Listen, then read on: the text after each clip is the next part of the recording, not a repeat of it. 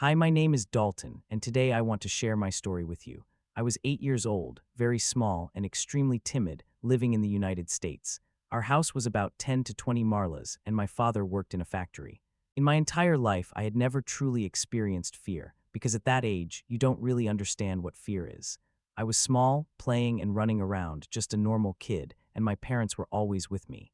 I was their only child, and they loved me deeply. We bought a house in North America, a house that had been my father's dream for years. He had worked so hard, saved some money, and borrowed some from the bank. The bank gave us a lot of pressure, and we had to move into the house as soon as possible once the loan was approved. After a long time, we finally got the loan, but the bank insisted that we had to move within 15 days. The house my father, James, and my mother, Helena, chose cost $50,000 at that time, and my father barely had any money. He borrowed from the bank, got some help from my grandmother, and even asked friends for money.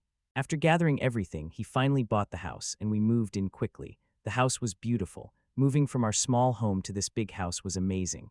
As a child, I ran around, played, and explored every corner. I was extremely happy, and my parents pampered me endlessly. Helena, my mother, always comforted me lovingly. We spent the next few days unpacking and arranging things in the house.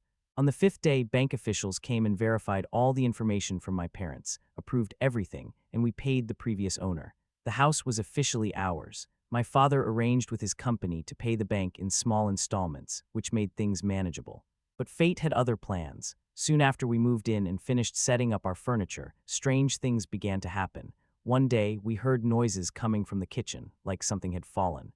At first, it didn't feel that strange, since moving from a small place to a bigger home often causes minor noises. We ignored it, and my mother focused on her own work. That night, around 8 o'clock, my mother fed me dinner and put me to bed. Around midnight, I woke up and got up to drink some water. I left my room and noticed sounds of someone running down the stairs. I thought it was my mother, Helena, so I called, "Mom, Helena," but there was no answer. Suddenly, my father appeared and called out to me, asking where I was going. I told him I just wanted water. As he helped me, my mother tried to get up, but it felt as if something was holding her. She screamed loudly, calling my father's name. We turned on the lights, but no one was there. This was our 6th day in the house. On the 7th day, my father went back to work, and I spent my day at home during school vacation, playing, helping my mom a little, and doing small chores. I went outside to play in our yard, which had a swing. I sat on it and it began moving on its own. No one was pushing it. My mother, washing dishes nearby, saw it and ran to get me off the swing, bringing me safely inside. That night, I woke up again. It felt as if someone was running around the house. I was not alone. I called out to my mother and she came, noticing it too. My father saw it as well and comforted me. Over the next 7 days, the same routine continued. On the 8th day, which was Saturday, my father had the day off and began fixing some things around the house. While working, a nail fell and injured my mother's foot, causing it to bleed. Then she saw something moving toward her and she fell, screaming loudly. We had spent so much money from the bank, the factory, friends, and family to buy this house, but by the 8th day, we realized we were facing problems.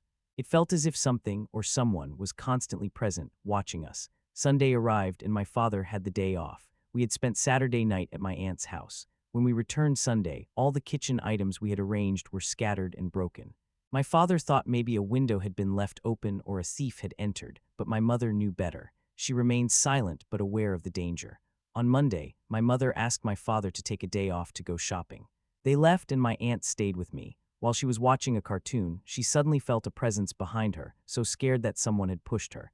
She ran outside with me, shaken, and waited for my parents to return. When they did, they realized the house was haunted. That night was the most dangerous. We all slept together in my father's room. Around midnight, I felt something above my bed. My mother was hit on the head by an unseen force and my father was shoved. From that moment, my parents understood staying there was impossible. Paranormal experts were called to inspect the house. They investigated multiple times but could not explain the strange occurrences.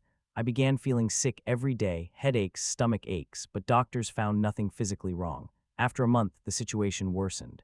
One night the TV fell, and a frying pan struck my mother's head, causing serious bleeding. She told my father she could not stay there any longer. We tried to sell the house, but every moment in it had been terrifying. Even today, thinking back on that house sends chills down my spine.